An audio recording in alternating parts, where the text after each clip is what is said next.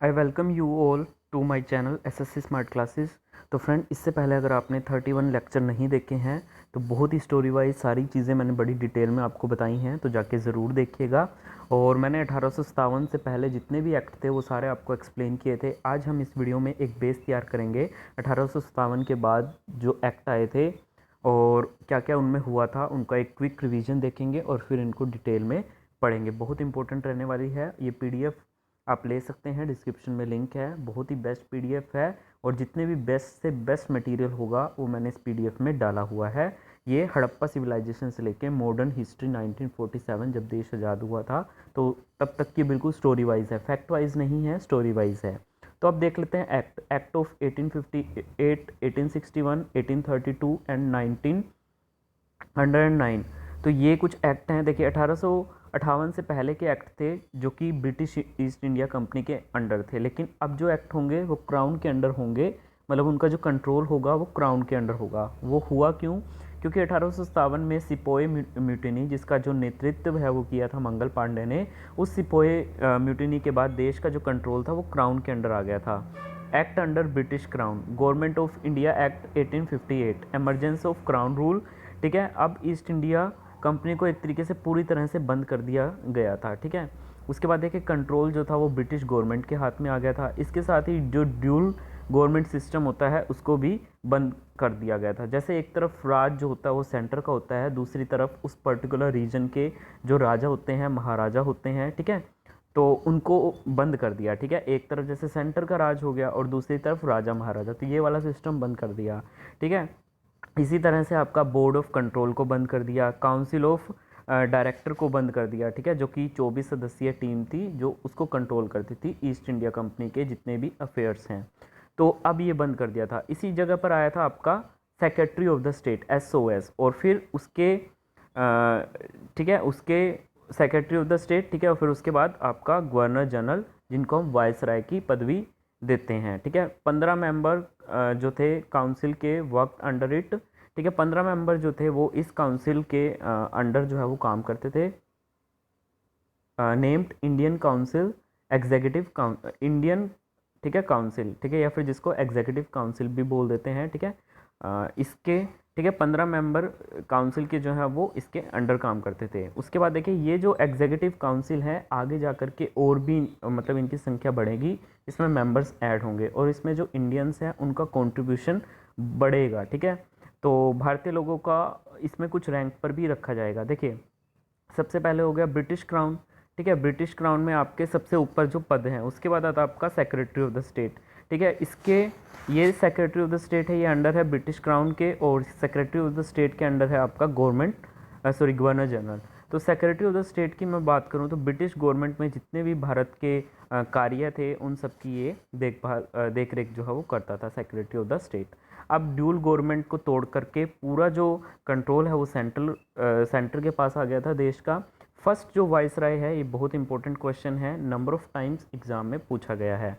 तो जो first viceroy of India है वो लॉर्ड कैनिंग है।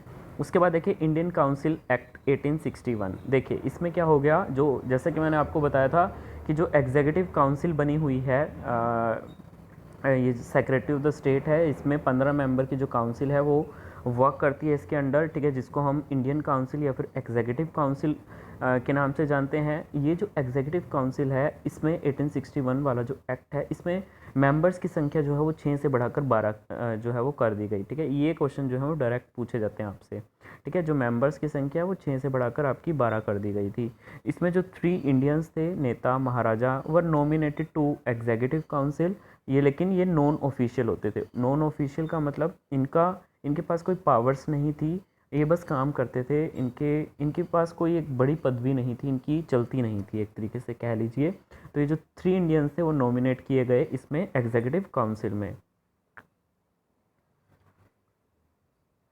आगे देखिएगा, जो 3 इंडियंस वो कौन कौन से थे, sir Dinkar Rao, Raja of Banaras and Maharaja of Patiala. ये महाराजा थे ना उस टाइम के, जो रियासतें थी, sir Dinkar Rao, Raja of Banaras and Maharaja of Patiala. उसके बाद देखिए viceroy could issue ordinance in emergency. आपातकालीन स्थितियों में वो वायसराय जो है वो ऑर्डिनेंस पास कर सकते थे। उसके बाद देखिए Indian Council Act 1892। Non official members to be elected from Bengal Chamber of Commerce and provincial legislative council. ठीक है, ये जितने भी नॉन ऑफिशियल मेंबर्स हैं उनको इलेक्ट किया गया बंगाल के जो चैम्बर ऑफ कॉमर्स है उसमें से एंड प्रोविंशियल लेजिस्लेटिव काउंसिल। ठीक है, इनमें से सिलेक्ट किए गए थे ये।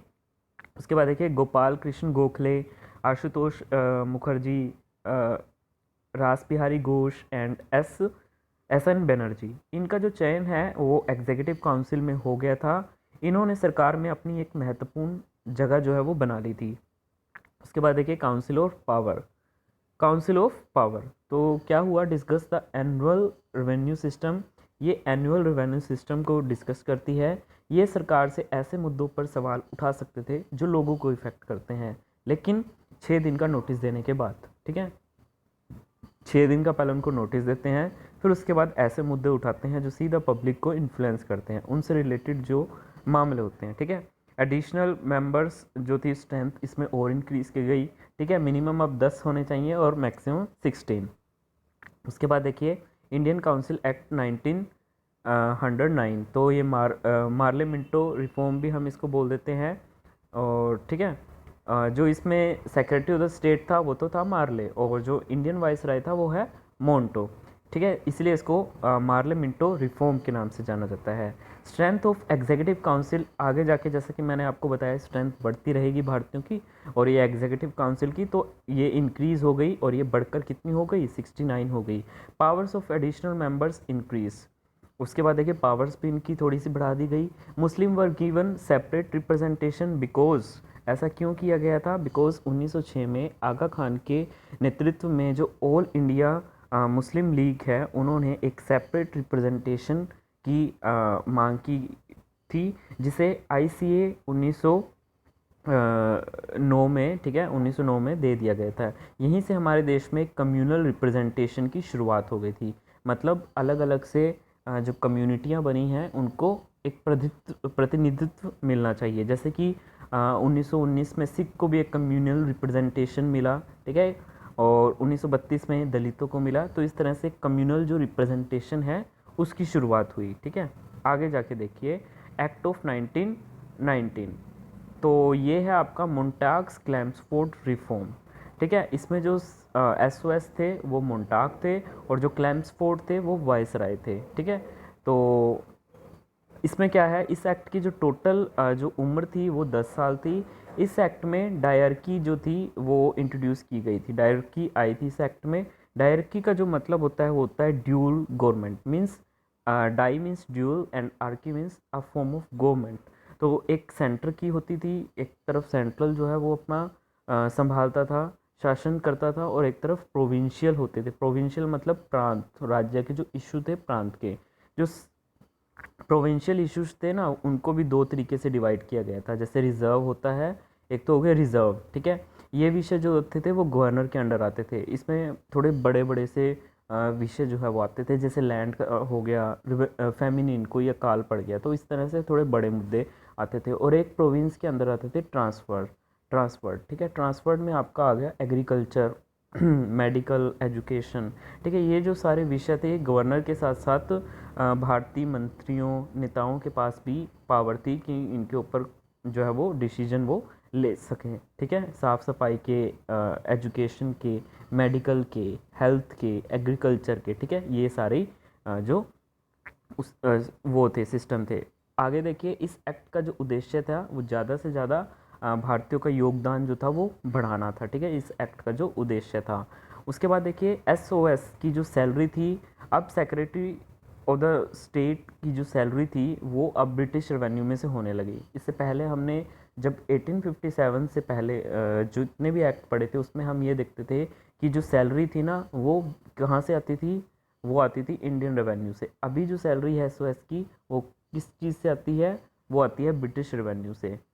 तो अब पहले इंडियन रेवेन्यू में से होती थी। आगे देखिएगा governor general to have 3 Indian members out of 6 council. मतलब ये जो 6 मेंबर्स की काउंसिल होती थी, परिषद होती थी, उसमें 3 इंडियंस का रखना अनिवार्य हो गया। Communal representation to Sikh, Christian, और कुछ सिखों को भी जो है वो कम्युनल रिप्रेजेंटेशन दिया गया। क्रिश्चियंस को दिया गया और कुछ एंग्लो इंडियंस को दिया गया, ठीक है, ये कम्युनल रिप्रेजेंटेशंस। उसके बाद देखिए आपका आगे है गवर्नमेंट ऑफ इंडिया एक्ट 1935। एक होता है फेडरेशन रूल, ठीक है। फेडरेशन रूल में क्या होता है, जो सेंटर होता है और जो स्टेट होता है उसकी जो रिस्पॉन्सिबिलिटी, उसकी जो जिम्मेदारियां होती हैं वो दो अलग मुद्दों में विभाजित कर दी गई, ठीक है, और लाया गया आपका फेडरेशन रूल। इसमें क्या होता है, 3-fold डिवीजन ऑफ पावर्स, ठीक है, पावर्स का 3-fold डिवीजन हुआ है इसमें। वो डिवीजन कैसे हुआ है देखिए, डायरकी को सेंटर में इंट्रोड्यूस कर दिया गया है, ठीक है, डायरकी को सेंटर में इंट्रोड्यूस कर दिया गया था और प्रोविंशियल एक्सपेरिमेंट को अब सेंटर में लाया गया, ठीक है। प्रोविंशियल जो एक्सपेरिमेंट है उनको अब सेंटर में लाया गया था। कैसे 3-fold ऑफ डिवीजन को किया गया, देखिए जो डायरकी थी, ड्यूल फॉर्म ऑफ गवर्नमेंट, उसको तो सेंटर में इंट्रोड्यूस कर दिया गया, ठीक है, और जितने भी प्रोविंशियल एक्सपेरिमेंट थे अब उनको सेंटर में लाया गया। एक तरीके से सारा कुछ जो है वो सेंट्रलाइज कर दिया गया और इसमें 3-fold डिवीजन जो थी पावर्स की वो कर दी गई। कैसे, फेडरल, प्रोविंशियल एंड कॉन्करेंट, ठीक है, जिस तरह से अभी हम पढ़ते हैं ना, state list, union list and concurrent list, just like the same way there is a 3-fold of powers, ठीक है, which will discuss about it. One is federal, another is provincial, and the third is concurrent. And the concurrent that is deal with both federal and the provincial matters, that is called concurrent, समवर्ती जो होता है। If the issue is not resolved in the concurrent division of powers, then government have residuary powers, ठीक है। कह रहे हैं कि ऐसे इशू जो समवर्ती जो शक्तियां हैं, डिवीजन है, विभाजित हैं, उसमें अगर रिजोल्व ना की जाए तो गवर्नमेंट के पास एक अतिरिक्त रेजिड्यूरी पावर्स होती थी उसको डील करने के लिए, ठीक है।